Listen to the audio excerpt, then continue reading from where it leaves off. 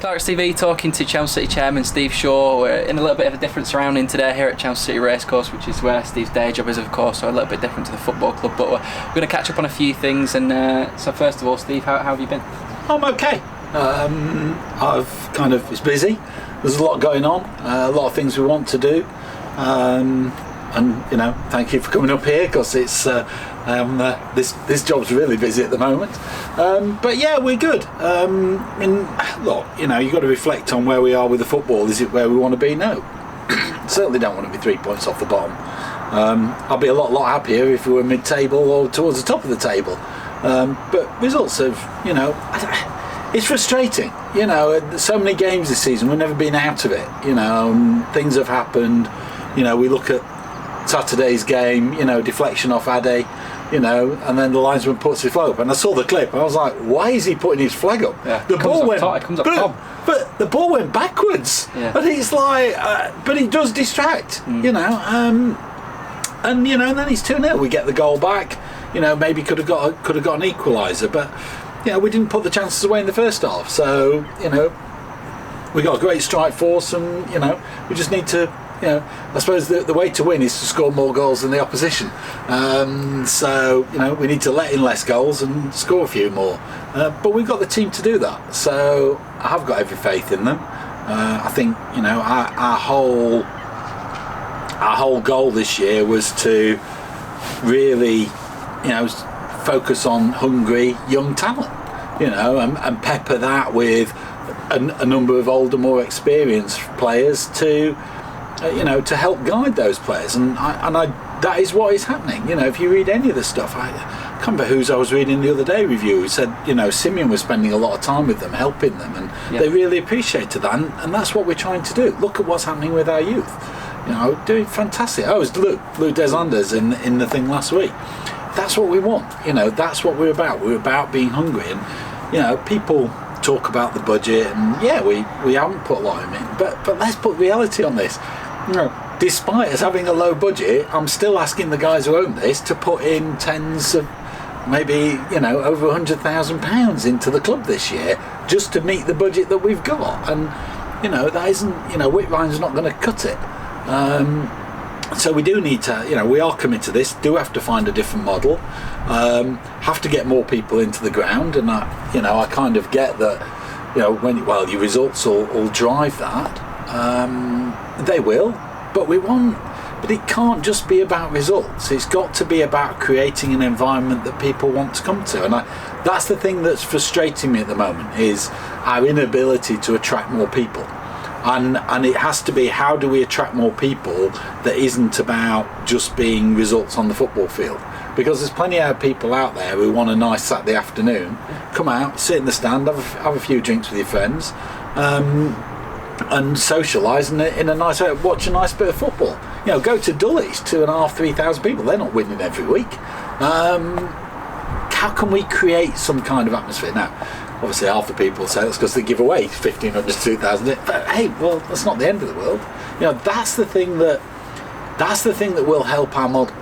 If we've got 1,500 people coming in every week, that puts, every other week, that's another 5-10 grand a month that's going into the bank account, and that enables you to start not having to put as much money in, or actually start to say, well, actually I'll put the same in, but we'll increase the playing budget, and hopefully get better. But I'm confident in the path that we're taking. I realise it's not delivering the results yet that people expect, but I don't think it's the wrong path. Yeah. So it's been about 2 months now since we last caught up, and just to focus on the first team for a moment. At that time when we spoke last time, obviously we were in that 5-match unbeaten run, and everyone was really positive, and things were going really well, and you even said at the time, people need to remember this when things aren't perhaps going as well later on down the line. And, their memories are shorter than that, Andrew. And Robbie said, obviously with a young group, this is what happens, inconsistencies. But in that 2 months, obviously we're without a win now in 6. How do you look at that time since the last time we caught up, about in the last sort of 2 month period? I think we suffered a lot of injuries. We've always said it's been a blend of youth and experience. Yeah. If you think about it, Robbie's been out for 6 to 8 weeks now, since he took that injury. people were saying they didn't realise he was injured. I was like, did you not see him walking around in a leg brace for 6 weeks? Dave's been out, Ches has been out, Callum, Adam. Morgs, more of the experience. Cameron. So we've lost a lot of the which has been good to give some of the youngsters a chance. But it's almost a squad that I think I put in my programme notes. The team's picking itself on a Saturday because of fit players. Yeah. I know that Robbie said at the Oxford game it was really nice to look at the bench, and he's got Simeon sitting there. Great. I can bring somebody on who's going to make an impact and do something different. And I think that's what we've missed. Now people are coming back. Then hopefully that'll start to gel. Obviously, we had a more experienced player, but even Dar was carrying injury. Simeon didn't train last week, so we're still going through that, and we've had some tough opposition. Interesting, I saw that Dennis from Ebbsfleet have won Manager of the Month. They've won 5 on the trot. Interesting, Dartford now drawn 2 on the trot. Yeah. So it's interesting to see how it's all panning out. I think we might be unfortunate. Those teams that were weak at the start have strengthened by the time we get to play them. But I think we've got a strong team. I believe in them, and I believe in what we're trying to do. And I think I enjoyed Louis' interview on Saturday. He's very positive, and I think that's what I want to hear. You want to see them try. You want to see them hungry. They believe together they will try. And you've already started to see a little bit with Simeon and Charlie. Those little flicks are coming because they know where the other person's going to be. And that's what we've said. We're building for the long term. We're not about 1 year.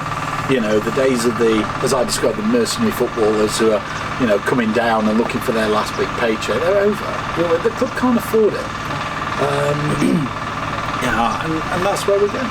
Yeah, and then obviously when results aren't going as well, it becomes sort of easy for certain people to say that the players don't care or they aren't trying. But you and I speak to the players a lot. We see them at training on match days, and we talk to them a lot, don't we? And this group is one that cares a lot, and it's really trying. I think one of my proudest moments of the season so far was the supporters clapping the team off at Hampton. And every game they're absolutely putting their bodies on the line and doing all they can to win. And you can't ask any more than that. You say, well, they're not good enough then. You need to go and get some more. Well, okay. I don't believe that. I can go and spend lots of money on a player, that one player, they're not going to make the difference. I think it's about playing as a team and togetherness. And I think there's some great prospects coming through. It's been good to see the youngsters. It's been hard because, some games have been so tight. Robbie's wanted to give the youngsters a run out, but when it's that tight, you can't put the pressure on them to do that. With 15, 20 minutes to go, they mess up, we lose, in one of those really tight draws, and it's not right for them. So I'm optimistic. I think things will start to turn around, and hopefully this Saturday with the game against Henry. Yeah, and then sort of talking about the wider club as well. Again, it all comes back to when things aren't going as well. People ask questions about this and that, and some that we've had in recent weeks is about the ownership itself of the club. Can you sort of provide a bit of clarity on that, or just sort of there's 2 owners Exactly fundamentally. There's 2 owners. There's John and Dan. I know people. I get collared every game. What's happening with the shares? Sorry, I just haven't. It's just I appreciate maybe that should be on the priority list. I was due to talk to Dan this morning, but unfortunately I got called into something else. But he said we'll pick up the legal cost to get the shares and all that sorted out. So it's not I'm not going to do it. It's just priorities and time frame to do it. But that's the way it works, And those guys have put in a lot of money. And for somebody in John who's never been a big fan of football, never really followed it, that's kind of a big ask. But continues to support, money continues to be put in when it's needed. That's all I can say really. Yeah, and then moving on in terms of again, what questions have been asked of. Obviously, we've got a core group of staff now outside of the first team and management staff. Yeah. Can you sort of explain what those? I think it's 3 or 4, isn't it? People that are at the club every day. Can you explain what? Tell me, Andrew. What do you do? Well, no, yeah, I mean, they're all the time working very hard. But can you explain what we do and what that's part of in terms of the 10-year vision, having staff? I think it's kind of interesting. The vision is to really grow the club. And I think one of the best ways to do that is about talk about it more, get it well known, and get people to go, oh, that's interesting, I'll pop along and see it. So, you know, yourself, Sophie, you know, the goal was very much to bring people in who would raise the profile, improve communication, and make it a more interesting club to follow. And I think that's what we've done. And, you know, I know I've got a bit of criticism about doing the non-league paper article, but that's not about me. That's about raising the profile of the club and saying what is happening at the club and what is going on and some of the challenges you face as a chairman of a football club, and trying to give it a bit of reality. I know that the editor of the non-league paper seems to like it a lot because it's just different perspectives, and hopefully it makes people realise, you know, maybe I hadn't thought that. But it's all about raising the profile of the club and people going, I kind of see what they're trying to do. It sounds like the right thing to do. And we are, you know, we're able to do sessions like this. You know, otherwise you're relying on volunteers. We don't have enough volunteers. I keep saying it. Interestingly, I was seeing on Twitter, Felixstowe Walton, who the reserves played on Saturday, have got an open evening for volunteers where they're trying to recruit more volunteers into all sorts of areas. I did think maybe we should have one of those, but I'm not convinced, you know, we'll be inundated with help. Yeah. We have some fantastic volunteers, you know, if you look at, you know, the Monks, Cresswells and Alan and all those people, they do an amazing job. I'm very grateful for all the work that they do. You know, and that's really, you know, they're amazing and they do great things for us, and I don't want to feel I don't appreciate that, but I just think as we move to as we become more professional, I think that, you know, having proper team in place to do it is the right thing to do, because you can't rely on volunteers.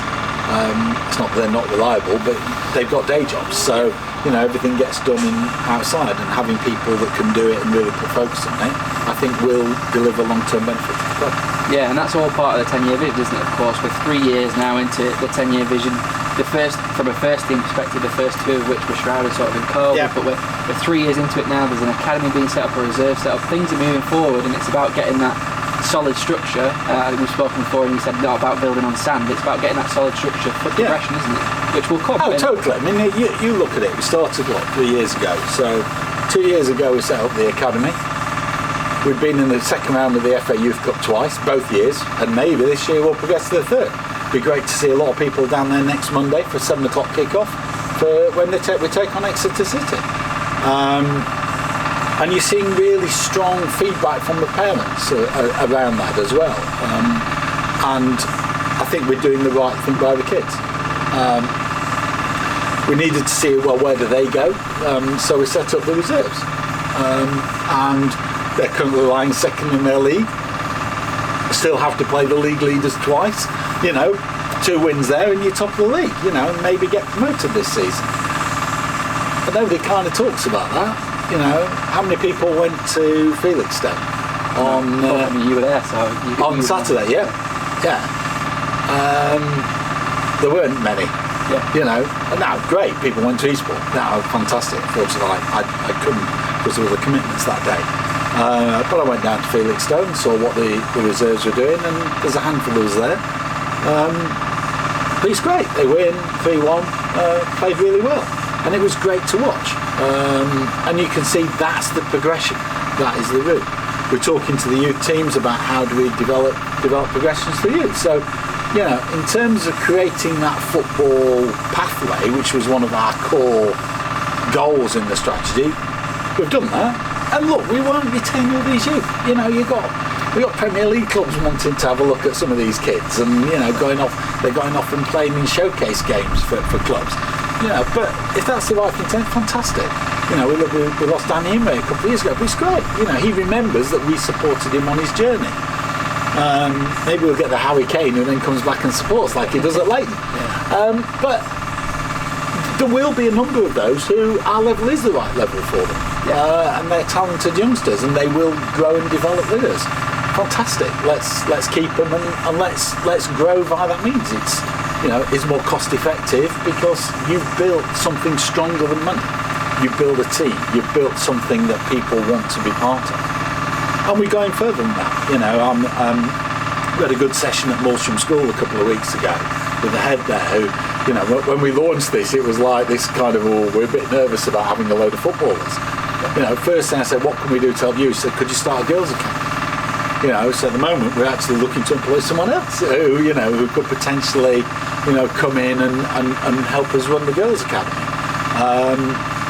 which would be fantastic, and then let's just look at what's happening with walking football. I went to their evening the other day, and they were about 20 members on where they were, a couple of years ago. And one chap came up to me and said, "You were here on my first day at walking football." It was like 2 months ago. I was driving past, saw some Chelsea things, so I went in and chatted to them. This guy, I'm 78. He said, and this has changed my life. And that's amazing.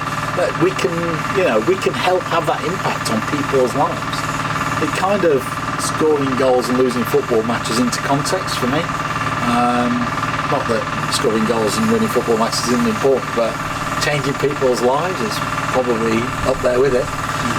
And the other stuff we're doing, the community stuff, we've set up the foundation now, so the company's set up, we're just seeking Charity Commission approval to let us do more stuff in the community and work with them. We've been approached by local agencies to work with them to try and help tackle some of the community challenges in our area and work with them using football as an outlet, which I think is a great thing to be associated with. And for me, all of these things help us to achieve the long-term goal around the first team. Yeah. Because if you do all that stuff, you're out there. People see you more about you, go, they're doing really good stuff. I want to go and support them. Let's get along there on Saturday afternoon and go and support that first team. Because actually, half the first team is actually one, or that kid, I went to school with him, and actually they've come through, and that's where we've come from. And they're local, and I want to support them to do that. And it's not just this perception of a load of overplayed blokes having a fun on a Saturday afternoon. Yeah. It's about a community and about a football team that people really get behind and believe in. And that's what we need to get. We can't, so we can't survive on 500-600 supporters. I need another 1,000 coming through the gate, and suddenly we start to become sustainable. And I'm not having to ask people every day to put some more money, put money in to pay this bill, pay the wages, pay the pitch hire, whatever it is. That's where I think we need to go. So I'm very comfortable those blocks are starting to fall into place, and when they do, then we will see change. But I think they're almost independent. That delivers us a long-term goal. I think the team we've got is capable of winning. And I think time will only tell. We're less than a third of the way through the season. There's a long way to go. If it gets to March and we're 3 points off the bottom, this might be an even more nervous interview. But for now, with the run of games we've got, hopefully we can get some results, and that fighting spirit that we've got and that doggedness will deliver the results. Yeah. So bringing it back to the 10-year plan as well. Obviously 10 years is a long time, of course, again, which we're only 3 into. One question that we had a couple of months ago, which we've not had a chance to ask yet, was, is a stadium part of that 10-year plan at any point in the future? Always has been. Yeah. No, it always has been. We've just got to find, this place, if you looking around you now, we've got an all-weather track, we've got it's a fantastic setup, but if you came here, it's unrecognisable from 2 years ago. We've got that massive, structures out there now. Anybody who comes up here will see there's now a turf track on the inside. This will be the only turf racing under lights in Europe. Yeah.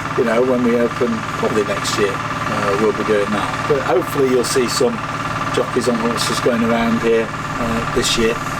Not in races yet, because these things take time to bed in, but that's what we want to do, you know. So these aren't about quick fixes. These are about developing, you know, long term. And yeah, we'd like a stadium that was a bit more bespoke. It just needs. We need all those things. But until you're sustainable, it's really hard to say, oh, can we have £5 million to go and build a stadium, please? Yeah. It's just not there. So we need the support, we need the, you know, the stability, and we will start delivering the results, I'm sure.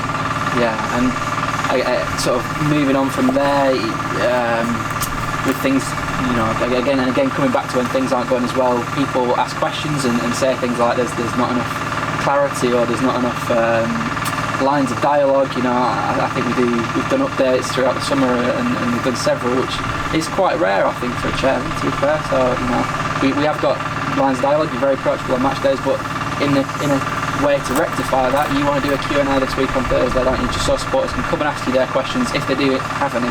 Yeah, I mean, I'm spoken to Supporters Club because I know they've got a management meeting at 7 o'clock on Thursday, but my proposal was to just come along, be at the club 7 o'clock Thursday. People want to ask questions, come along and we'll answer them.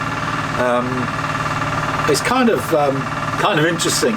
So yeah, always happy to answer questions. I mean, it was interesting. Terry said to me, he said, "Oh, you know, people keep saying they don't know what's going on." He said, "We just need to read your programme notes and what you said in the non-league paper. They pretty much know what's going on. I'm not sure what else there is for people to know, but they've obviously got. If they've got questions, come and ask them. Am I going to change the manager? No, I can answer them now. You know, Bobby's doing a fantastic job. Look at the team. It's about the team. It's not about individuals. And there's belief, and that's what it's about." So, you know, am I going to change? Well, that's down to John and Dan. If they kind of said that's, you know, had enough, then that's their decision, not mine. Am I trying to still do the best I can for the football club? Absolutely. Has anybody got any good other ideas that they're going to help implement? Or delighted to listen. You know, I'm not quite sure what the questions are, which is why let's come and do it. It is quite interesting. Generally, yeah, I have to say it's getting less available at home games, to be honest, just because every time I go I get the same questions and I'm not quite sure what we're going to do about those things, and it's like I don't need the abuse or the, yeah, happy to take the challenge, but